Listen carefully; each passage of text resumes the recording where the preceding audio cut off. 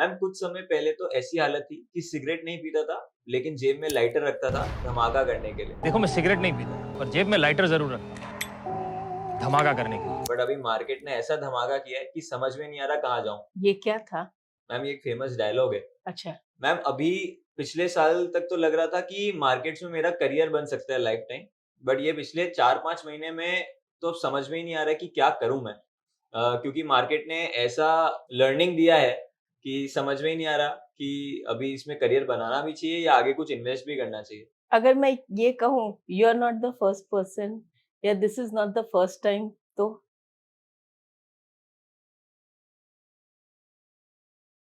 हर तेजी में यही एहसास होता है और यहाँ तक कि लोग जॉब भी छोड़ देते हैं, यू नो दैट, और जॉब छोड़ के शेयर मार्केट में आ जाते हैं कि इसी में करियर बनाएंगे।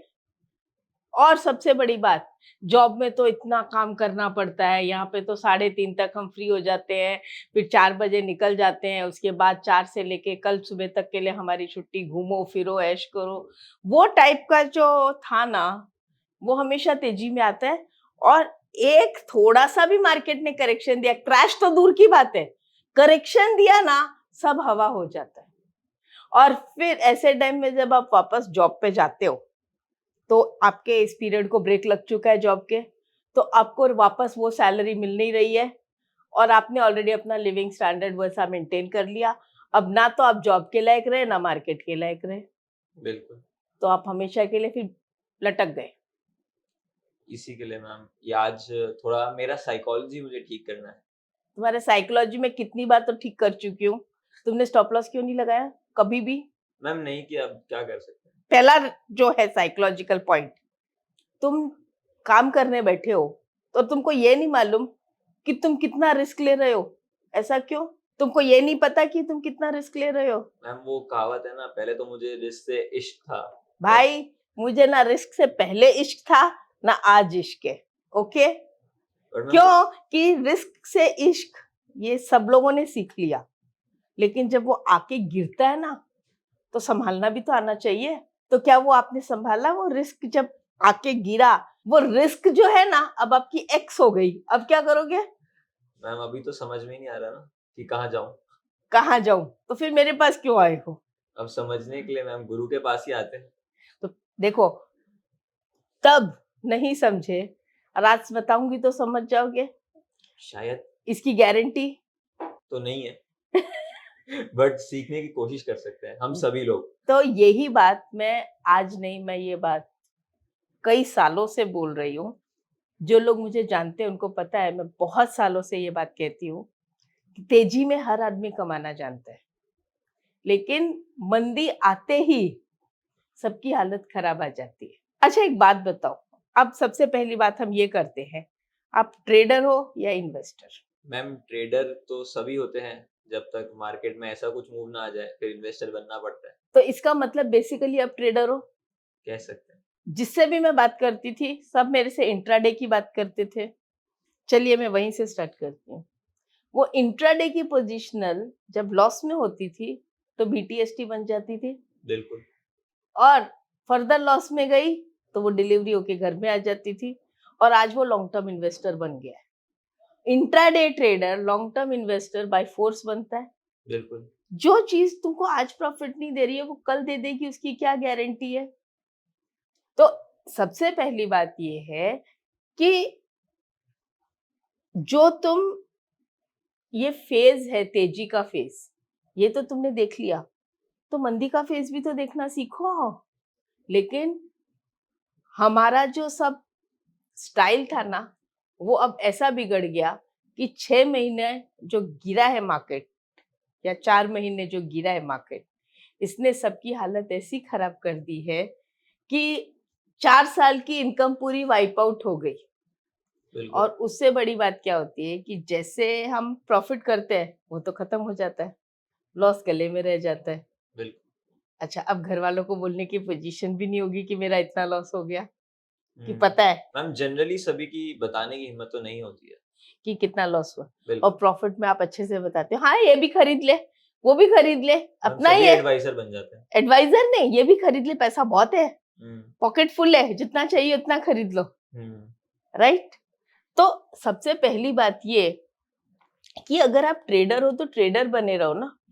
आपको मार्केट ऊपर जा रहा है या नीचे जा रहा है, क्या फर्क पड़ता है? अगर ऊपर जा रहा है तो आप बाय करके सेल करो, अगर नीचे जा रहा है तो शॉर्ट करके बाय करो।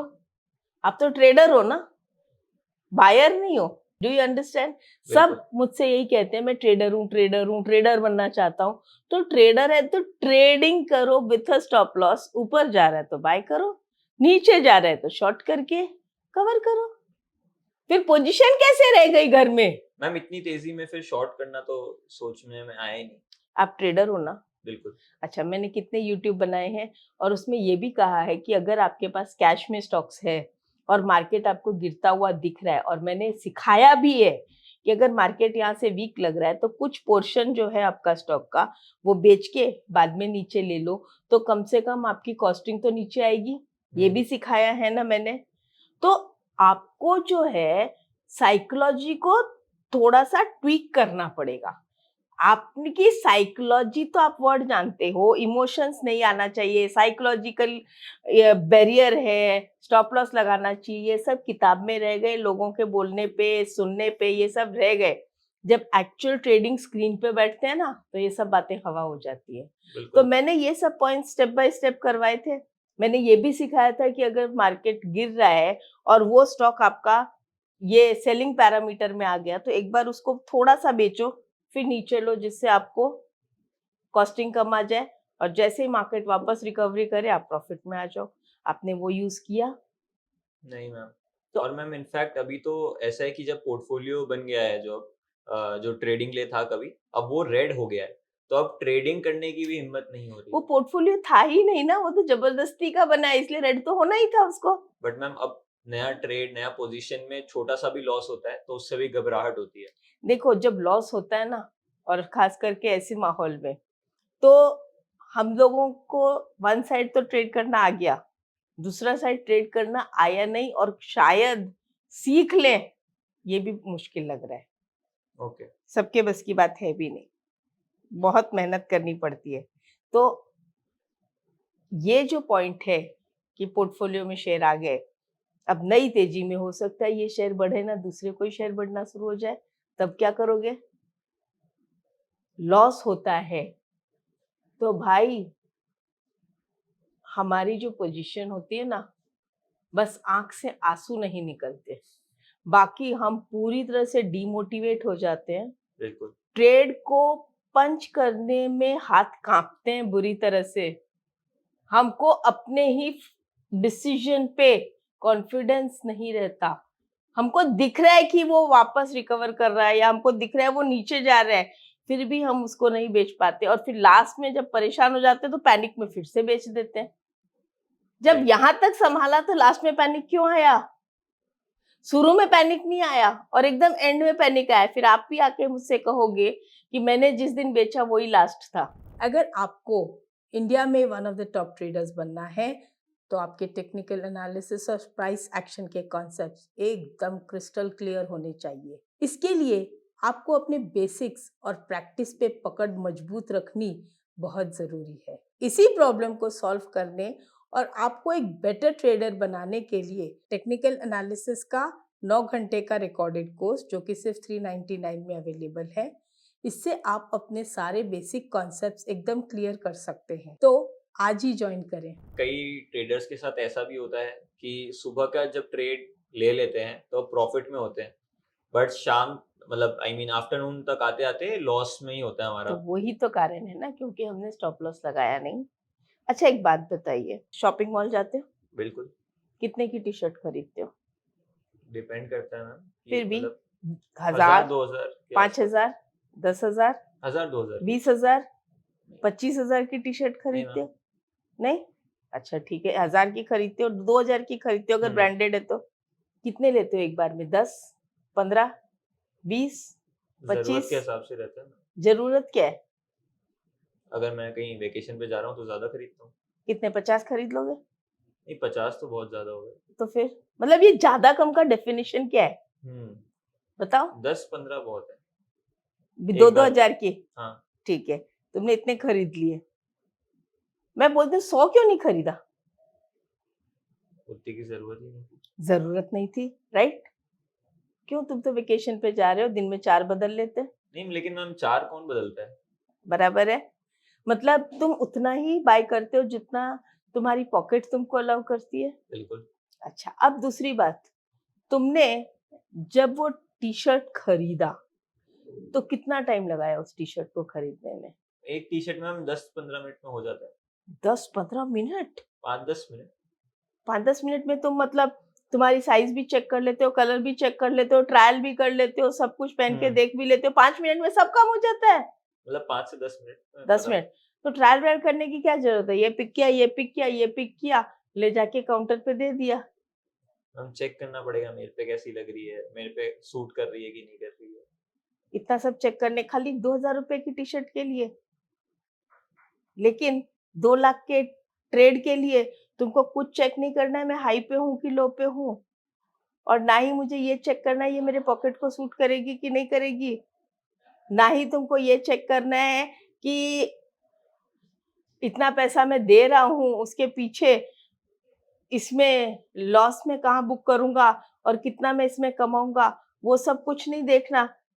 एक टी शर्ट 2000 की जिसकी रीसेल वैल्यू कुछ नहीं है, उसके ऊपर तुम 10 से 15 मिनट लगा दिए, और जो ट्रेड 2 लाख का है, 5 लाख का है, या 10,000 का है, 20,000 का है ऑप्शंस, वो तुम 1 सेकंड में बटन दबा देते हो, फास्टेस्ट फिंगर फर्स्ट, कि भाई मेरा ट्रेड नहीं छूट जाए, नहीं तो सब कमा लेंगे, मैं ही रह जाऊंगा। तब तुमने कोई भी स्टडी देखी नहीं, कुछ नहीं, अपने आप को ही सब कुछ समझाना। लाइटर लेके घूमते थे ना, अपने आप को सब कुछ समझते थे, राइट? तुम्हारे इवन आप लोगों के सबके मन में ये था ना अपुनिश भगवान है। अब क्या हुआ? बिल्कुल। अब अब क्या हो गए तुम लोग? मार्केट ही भगवान है। तो पहले नहीं था? नहीं देखो तब एक लगता बात था। बताओ, हम्म। घर में छोटे बच्चे होते हैं, अगर वो कोई गलती करते हैं तो हम क्या करते हैं? समझाते हैं पहले तो, क्या? मत करो, गलत है। गलत है। थोड़े दिन बाद वापस करता है, फिर थोड़ा डांट के बोलते हैं, फिर वापस करता है, फिर और तेज डांटते हैं, फिर वापस करता है, फिर मार खाता है। वो मार खाता है। हम्म। वही बात तुम्हारे साथ हुई है। मार्केट ने पहले तुमको छोटे से लॉस से समझाया, तुमने नहीं समझा, फिर थोड़ा तेज और बड़ा लॉस करके समझाया, वो नहीं समझा, तीसरी बार और थोड़ा बड़ा, फिर नहीं समझा, चौथी बार पूरे पोर्टफोलियो को ही साफ कर दिया, अच्छे से डांट लगाई, अच्छे से मार पड़ी। अब तो संभल जाओ। देखो मार्केट में अप्स एंड डाउन्स आएंगे, मैंने 40 सालों में कितने अप्स एंड डाउन्स देखे होंगे कि जिसका हिसाब नहीं है। लेकिन मार्केट वापस जब ऊपर आता है ना, जरूरी नहीं है वही शेयर्स ऊपर आते हैं, और जब आएगा, मैं आज जो बात कर रही हूँ आपसे, ये बातें आप भूल जाओगे। अगर आपको उस टाइम ये बातें याद रहेगी तो दोबारा ये क्वेश्चन कभी नहीं आएगा। लेकिन अगर वापस गलती करोगे तो मार्केट, अब सोचो कि 4-5 की गलती के बाद अब तुम क्या करोगे बच्चे के साथ में, अगर फिर से उसने वही गलती रिपीट की तो वो चीज तुम्हारे पे भी लागू होगी, क्योंकि तुम भी मार्केट के बच्चे हो, तुम भगवान नहीं हो। सिर्फ अंदर से वो फीलिंग लाना कि अपुनिज भगवान है, वो नहीं होता। Do you get me? तो ऐसा है, साइकोलॉजी वर्ड बोलना अलग बात है, इमोशंस नहीं होना चाहिए, सब बोलना अलग बात है। मैं तो सिखा रही हूँ आपको, हर सेशन में इतने वीडियोस किए हैं आपके साथ में। तो आप एक प्रैक्टिकल लाइफ में देखो कि आप अपने घर में अपने लोगों को, अपनी स्पाउस को, अपने बच्चों को किस तरह से चाहते हो कि वो बिहेव करें। वही बिहेवियर आपका और मार्केट का होना चाहिए। वहां पे इमोशनल बिहेवियर है, यहाँ पे फाइनेंशियल बिहेवियर है, फर्क तो कुछ नहीं है, बात तो वही है। पैसा तुम्हारा है, लॉस तुम्हारा होगा। देखो एक चीज मुझे रिंग में सिखाई गई थी, ब्रोकर्स के द्वारा रिंग में समझाई गई थी कि कमाओगे तुम, दुनिया तुम्हारी तारीफ करेगी, खोगे तुम, दुनिया तुमको गाली देगी। उनका तो तुमसे कोई लेना देना नहीं है, बिल्कुल। लेकिन तुम्हारे कमाने पे सब बोलेंगे अरे क्या कमाता है मार्केट में, इसकी नॉलेज गजब की है। लॉस तुम करोगे, क्या सट्टा कर दिया एकदम से, पूरे घर को बर्बाद कर दिया, ऐसा कोई होता है क्या? बिल्कुल। तो ये हर तेजी में कहानी अलग होती है, और तेजी के बाद जब वो मंदी आती है, तो वो जो 4 साल का लाइफ है ना, वो 4 महीने में खत्म। हम्म। अब यहाँ से वापस सपोज करो मार्केट रीस्टार्ट हो जाता है और टेक ऑफ करना शुरू करता है, आप नया गिर के वापस, तब तक आप टिकोगे क्या मार्केट में? अगर आप टिक नहीं पाए और आप चले गए, तो जो नई जनरेशन या नए लोग आएंगे, उनके लिए तो वापस से स्टार्ट होगा, उनको फिर से तेजी मिलेगी और बिल्कुल। वापस वो की वही साइकिल चलती जाएगी, चलती जाएगी, चलती जाएगी। अब यहाँ पर आकर मैं एक बात पूछती हूँ, लेट अस से कि तुमको अब ये छोड़ना है और नया कुछ करना पड़ेगा, तो तुमको स्क्रैच से स्टार्ट करना पड़ेगा। बिल्कुल। कितना टाइम लगेगा उसको सेट करने में? समय लगेगा काफी। कितना? कोई भी नया स्टार्टअप करना है, अच्छा। नया बिजनेस करना है, कुछ भी करना मैम है, 2-3 साल कम से कम लगेगा। 2-3 साल कम से कम लगेगा, और सब कुछ नए सिरे से वापस सीखना पड़ेगा। बिल्कुल। तो जब उतनी मेहनत आपको वहां जाके करनी है, तो ये तो आपने ऑलरेडी की हुई है, इसमें थोड़ा सा मेहनत करके सीख लो और सीख के प्रैक्टिस कर लो। ये 3-4 महीने जो मार्केट खराब हो गया है, समझो आपने उसमें कहाँ-कहाँ क्या-क्या गलती की और क्या-क्या अवॉइड कर सकते थे। Note down on your paper, keep it on the soft board, और फिर उसके ऊपर से फिर से अब जो स्टार्ट करो, इतना छोटे से स्टार्ट करो कि उसका लॉस भी हो ना, तो आपको पता भी नहीं चले कि लॉस हो, लेकिन डिसिप्लिन आपकी नहीं टूटनी चाहिए। आपको उतना स्ट्रिक्ट होना पड़ेगा, जैसे आप बच्चों के साथ स्ट्रिक्ट होते हो, वो स्ट्रिक्टनेस आपको अपने साथ लानी पड़ेगी, खुद के साथ। अब आपको अपने लिए ही एकदम सख्त होना पड़ेगा, ब्रूटल होना पड़ेगा जिसे कहते हैं, तब जाके आपकी साइकोलॉजी चेंज होगी, तब जाके आप मार्केट में टिक पाओगे। Business is business, business does not run on psychological mode. Business में कोई इमोशनल फैक्टर नहीं होता, बिल्कुल। बिजनेस बिजनेस होता है। हमने इसे बिजनेस नहीं, ये जो आप डायलॉग बोले ना, इस फॉर्म में ले लिया था। हाँ, और वही आपके लिए आज हानिकारक हो गया। वो लाइटर जो था, उसने क्या कमाल कर दिया आपको पता है ना? बिल्कुल। अब कहाँ गया वो लाइटर? हाँ, वो तो फूट गया ना। तो फ्रेंड्स, ऐसा ही है ये। हर साइकिल में मैंने देखा है, इवन 2001 में लोगों ने जॉब छोड़ी, मार्केट में काम किया, 2008 में जॉब छोड़ी, मार्केट में ही काम करना है, मतलब 7-8 में, और 2017-18 में भी जॉब छोड़ी, मार्केट में ही काम करना है, फिर वापस वही सिनेरियो आया। अरे सब लोग जॉब छोड़ के इस मार्केट में आ जाएंगे, तो कंपनीज कैसे रन होगी, दुनिया कैसे रन होगी? क्या सिर्फ मार्केट ही रन होगा? फिर मार्केट कहीं ना कहीं जाके तो फूटने ही वाला है ना। तो ये चीज समझो, और अगर आपको ट्रेडिंग करनी ही है, तो सबसे पहले 1 साल की सैलरी बैंक में सिक्योर्ड होनी चाहिए, जिससे 1 साल तक आपका घर आराम से चल सके, और वो पैसा विड्रॉ होना नहीं चाहिए।